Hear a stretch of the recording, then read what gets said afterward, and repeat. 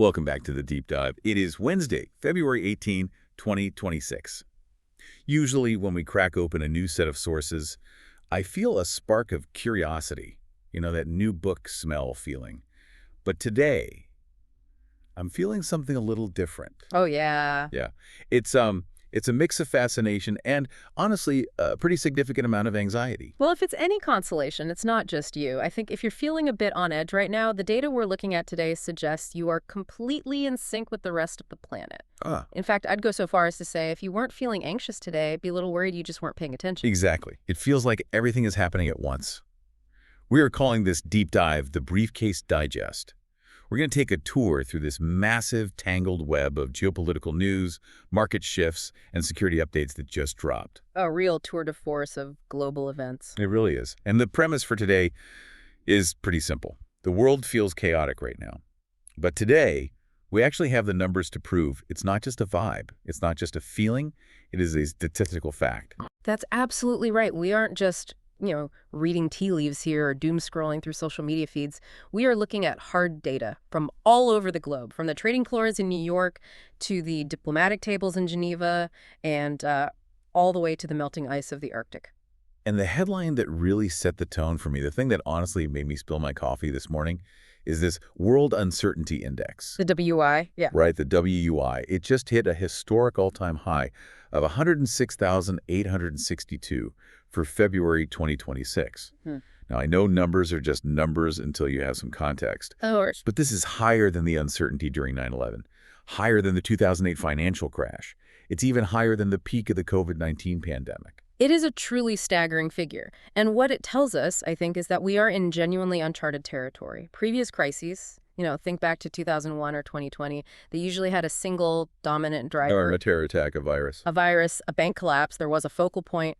Today, the uncertainty is structural. It's coming from everywhere all at once. It's what people are starting to call a polycrisis. That's what we're going to unpack. We've got hot zones, and by that I mean heated negotiations and military buildups in the Middle East involving Iran, Israel, Gaza. We've got cold zones, literally, with chilling new tensions in the Arctic involving NATO and Greenland. A lot to cover there. And then we have what I'm sort of calling the silent drivers, the things happening in the background noise. Digital rights deregulation in Europe and climate change officially being treated as a security threat in Africa.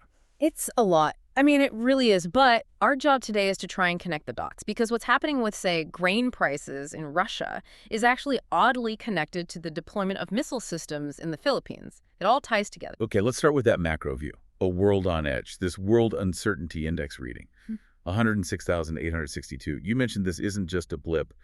Why is this one number so terrifying to economists? And maybe more importantly, where does it actually come from?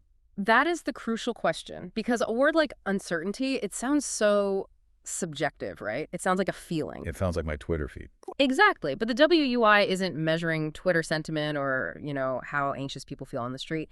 It's a much more rigorous instrument.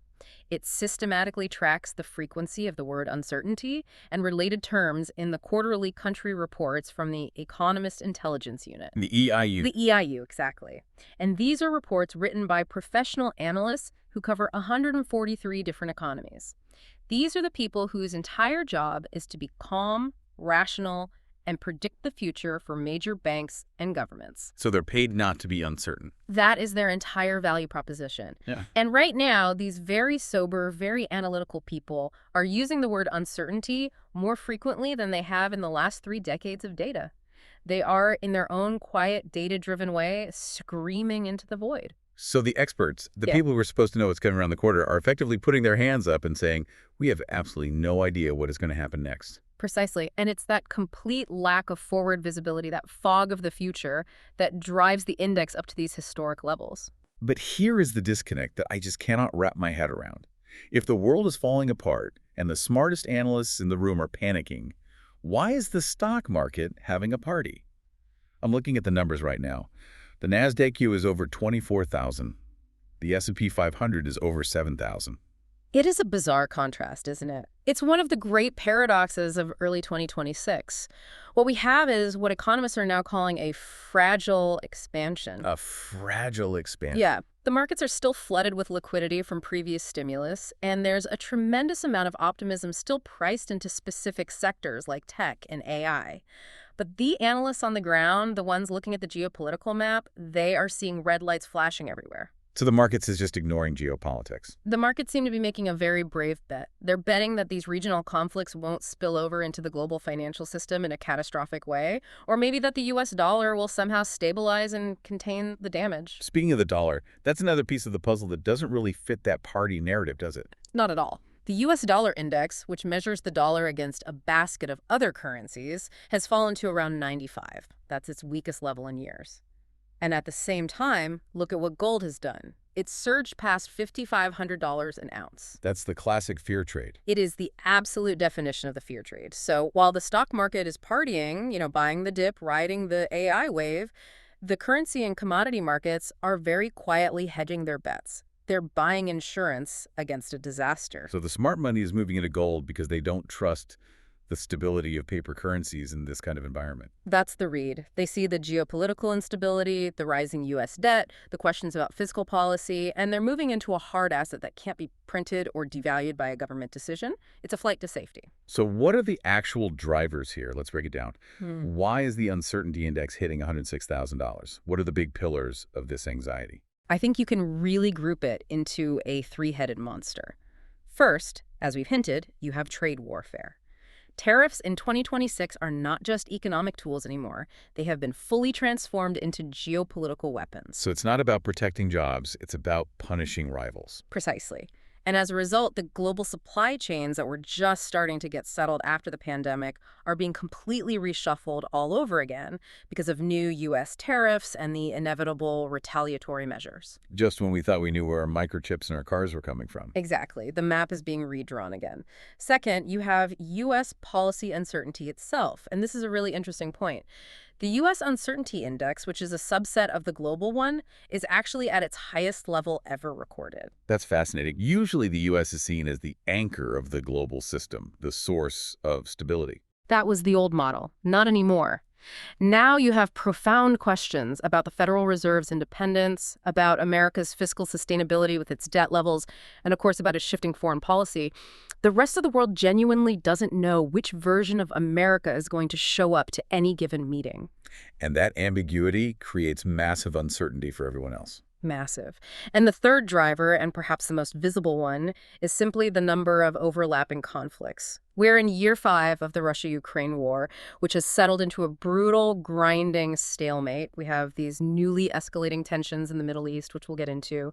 We have North Korean missile tests becoming routine again. It's the everything, everywhere, all at once crisis. Everything, everywhere, all at once. I really feel that. And speaking of which, let's zoom in on one of those major flashpoints right now, the Middle East. We've got some fresh news today, February 18th, about negotiations happening in Geneva involving the U.S. and Iran. This is a really critical situation to watch. We have U.S. Vice President J.D. Vance commenting on these talks. He said the second round of negotiations with Iran was, and I'm quoting here, productive in some ways. In some ways. Wow. That phrase is doing a lot of heavy lifting there. It is pure diplomatic code for, we are still talking, but we are not agreeing on anything fundamental. Because in the very same breath, he made it clear that Tehran is hitting what he called the red lines set by President Trump. So who's in the room for these talks? The Iranian delegation is led by their veteran foreign minister, Abbas Araghchi. He's meeting with the U.S. team, which is led by Steve Witkoff and Jared Kushner. Araghchi, for his part, called the atmosphere more constructive, but you can tell from the language that the gap between their positions is still incredibly wide. And the stakes here couldn't be higher. We're not just talking about lifting sanctions anymore. There's a very real military buildup happening in the background. President Trump has explicitly threatened a massive fleet heading to the region. And this is where we really need to do a deep dive analysis on why a potential conflict with Iran in 2026 would be so fundamentally different from, say, Iraq in 2003 or Afghanistan in 2001. I think there's a tendency in the West to just lump all these Middle East conflicts together, but Iran is a completely different beast entirely. How so? Walk us through those differences. What makes Iran unique? Okay, let's start with the most basic thing. Geography. Iraq is largely flat desert and river valleys. It's difficult terrain for sure, but it's fundamentally tank country. It's approachable for a large conventional military force. Right. Iran is a fortress. It's a natural fortress. You have the massive Zagros Mountains running down the west and the Alborz Mountains across the north. It's incredibly rugged, difficult, high-altitude terrain that naturally favors a defender and would make any kind of ground invasion a logistical nightmare. So you can't just roll tanks into Tehran the way the U.S. rolled into Baghdad. Absolutely not. It would be a meat grinder, and that's before you even get to their military capability. We aren't talking about a hollowed-out, sanctioned army like Saddam's was in 2003. Iran has spent decades building what it calls the axis of resistance. And that's their network of proxy forces. Exactly. Hezbollah in Lebanon, the Houthis in Yemen, the Popular Mobilization Forces, the PMF in Iraq. These groups are embedded in their local societies. They are well-armed, well-trained, and they have massive stockpiles of increasingly sophisticated drones and ballistic missiles. We've seen them breach advanced air defense systems before. It sounds like a porcupine strategy. Just make yourself too painful to even think about touching. That's a perfect way to put it. Their goal is to inflict unacceptable costs on any attacker. And then there's the economic impact. If things go wrong there, we aren't just talking about regional instability. We're talking about the Strait of Hormuz, the world's most important oil choke point. 1/5 of the entire world's daily oil supply flows through that narrow strait. And Iran sits right on the edge of it, with the ability to threaten shipping. They can threaten it, they can mine it, they can hit tankers with drones and missiles. If a conflict were to shut that strait down, even for a few days, analysts are predicting oil could spike to $110 a barrel overnight, maybe much higher. Which would absolutely wreck the global economy. That fragile expansion we talked about earlier, it would be gone. It would evaporate instantly. We'd be looking at a global recession within weeks. And finally, unlike the Taliban in 2001, Iran is not isolated. They now have deep strategic ties with both Russia and China. They do joint military drills. They're a key part of the Belt and Road Initiative. There would be a multipolar pushback. A war there risks dragging in other great powers in a way we haven't seen in decades. It really feels like a powder keg. And right next door to that powder keg, the situation between Israel and the Palestinians is also shifting very rapidly today. We have reports of new, very significant measures from the Israeli cabinet regarding the West Bank. This is a major development in terms of on-the-ground policy. The Israeli Security Cabinet has approved a package of measures that effectively deepen its control over the West Bank. For one, they've officially canceled the long-standing prohibition on land sales to non-Muslims in the West Bank. Meaning that, in theory, anyone from anywhere in the world can now buy land there. Theoretically, yes. It opens the door for international buyers, which critics say will inevitably accelerate settlement expansion. But the more critical piece of this, and the more technical one, is that they are initiating a land registration process in Area C. And remind us, what's Area C? Area C is the 60% of the West Bank that is under full Israeli military and civil control. And this land registration process has been completely frozen since 1968. So why unfreeze it now? What's the goal? Well, critics argue it's a very effective tool for dispossession. It requires Palestinian landowners to prove their ownership with documentation that is often almost impossible to produce. We're talking about records from the Ottoman era or the British Mandate that might be lost, damaged, or disputed. So if you can't produce a 100-year-old piece of paper, if you can't prove ownership to the satisfaction of the new Israeli-run registry, the land can be declared state property and then allocated for settlement construction. And the Israeli finance minister, Bezalel Smotrich, was very blunt about the intent behind all this. He said, and I'm quoting directly, "We will continue to bury the idea of a Palestinian state." Wow, bury the idea. That is not ambiguous language. No, it is not. It is a clear and direct statement that from their perspective, the two-state solution is not just dead, but it's being actively buried under layers of administrative law and concrete. And this stands in such stark contrast to what the U.S. is trying to push with the so-called Gaza peace plan. A complete contrast. While Israel is consolidating control in the West Bank, the U.S. is pushing Phase 2 of its comprehensive plan for post-war Gaza. And the centerpiece of this is something called the Board of Peace. Right. This is the new body that President Trump just had ratified at the World Economic Forum in Davos. Okay. So, sounds like something out of a movie. The Board of Peace. It does have a certain ring to it, doesn't it? But when you look at the details, the mandate is incredibly broad and, frankly, quite vague. Its official purpose is to promote stability in areas threatened by conflict. Which could mean almost anything. It could mean anything, anywhere. It's designed as an international body, but the international reaction has been very mixed. France and the UK, for instance, have both publicly declined to join. That's a pretty significant snub from two key allies. It is. They're clearly concerned that this new body could encroach on established international frameworks like the United Nations Security Council. However, one country has stepped up in a big way: Indonesia. They are the first major nation to commit troops, and they are preparing to deploy 8,000 soldiers as part of this proposed International Stabilization Force, the ISF, for Gaza. That is a huge commitment from Indonesia. But while all these high-level talks are happening in Davos and Washington, what is the actual reality on the ground in Gaza today? It remains incredibly grim. Despite the official ceasefire being in place, the humanitarian situation is still critical. OCDE, that's the UN's humanitarian agency, reports that 591 Palestinians have been killed just since the ceasefire began, and 1.4 million people remain internally displaced. So we have another massive disconnect. The diplomatic maneuvering about a board of peace is happening in a completely different universe from the daily reality of survival for millions of people. It's a recurring theme today, isn't it, these disconnects? Markets versus reality, high-level diplomacy versus ground truth. It's everywhere. It really is. Okay, let's pivot now. We've looked at the hot zone. Let's maybe put on our parkas and look at the cold zone, the Arctic. Right, the Arctic is heating up both metaphorically and, of course, literally. The Munich Security Conference just wrapped up, and the High North was a major, major theme this year. And I saw that the UK is flexing some serious muscle up there. They are.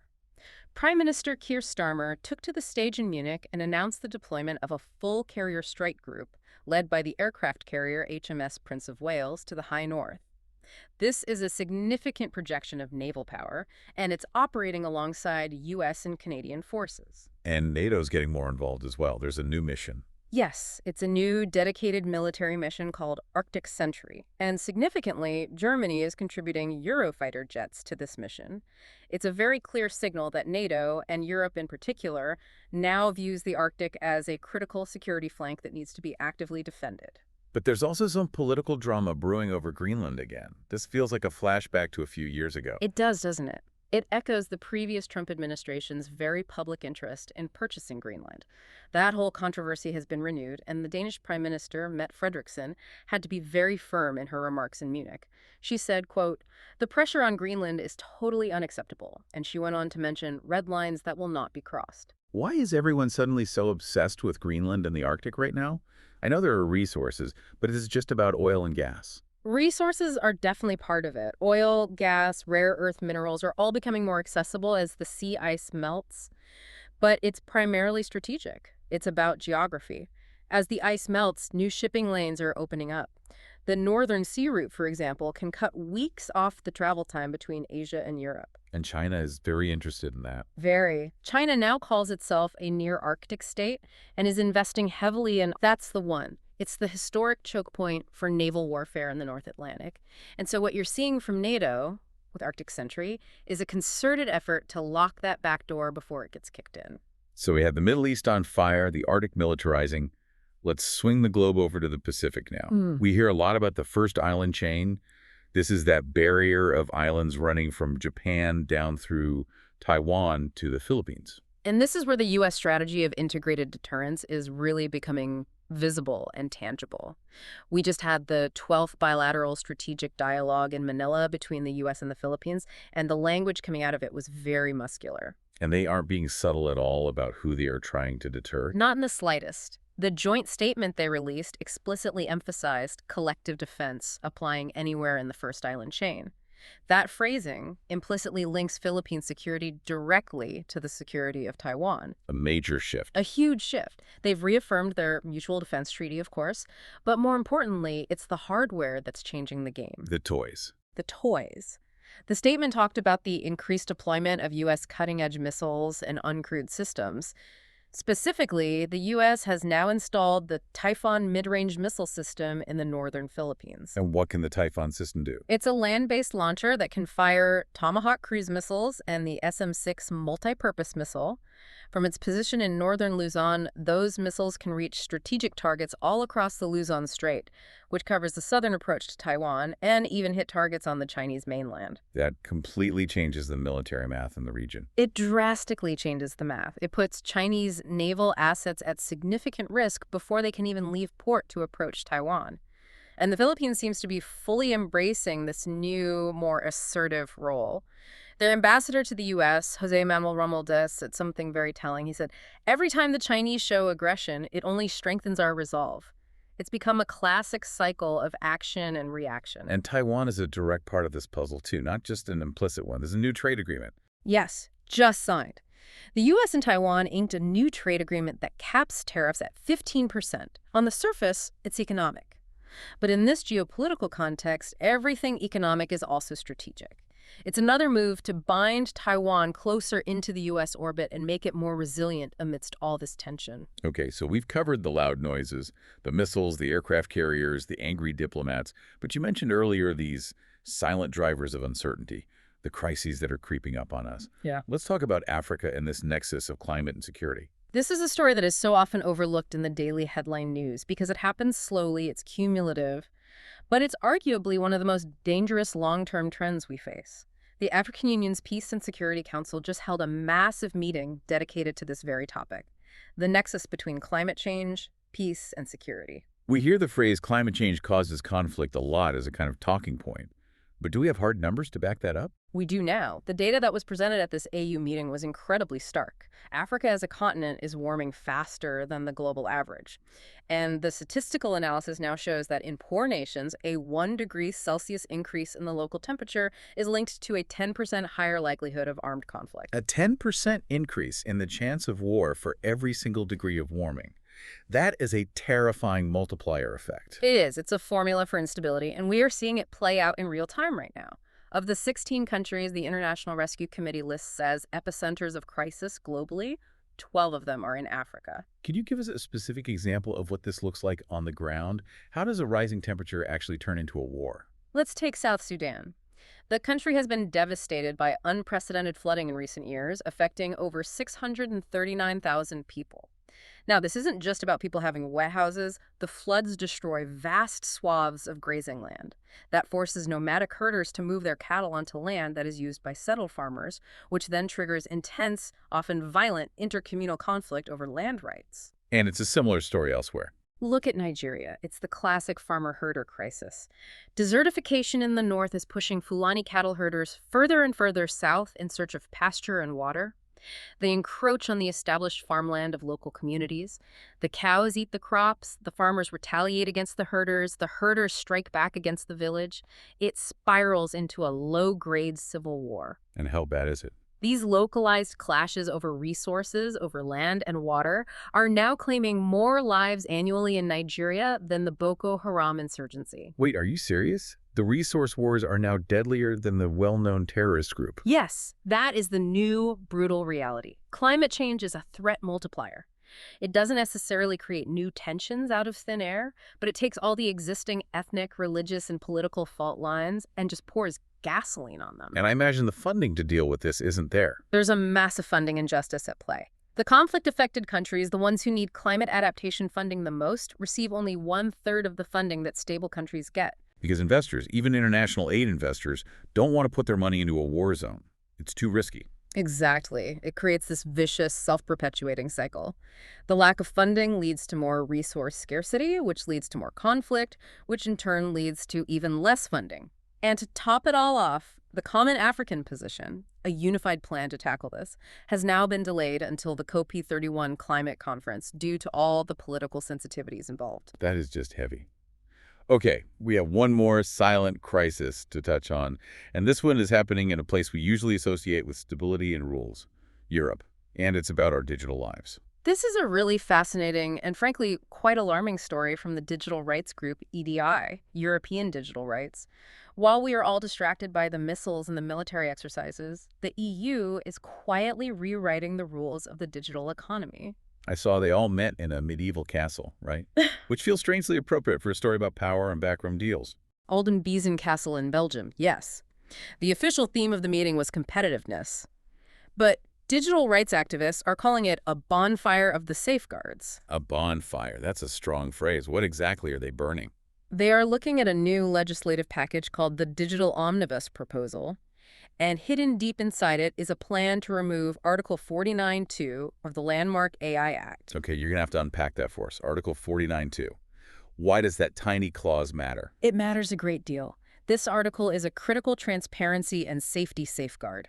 It requires that high-risk AI systems, think AI used in policing, hiring, or medical diagnostics, must undergo a conformity assessment by an independent third party before they can be put on the market. So an outside auditor has to check it for safety and bias. Precisely. Removing it would allow companies to simply self-declare that their AI systems are not high risk. Self-declare? That sounds like, trust me, bro, this facial recognition AI is totally fine. That is essentially what it boils down to. It's the company grading its own homework.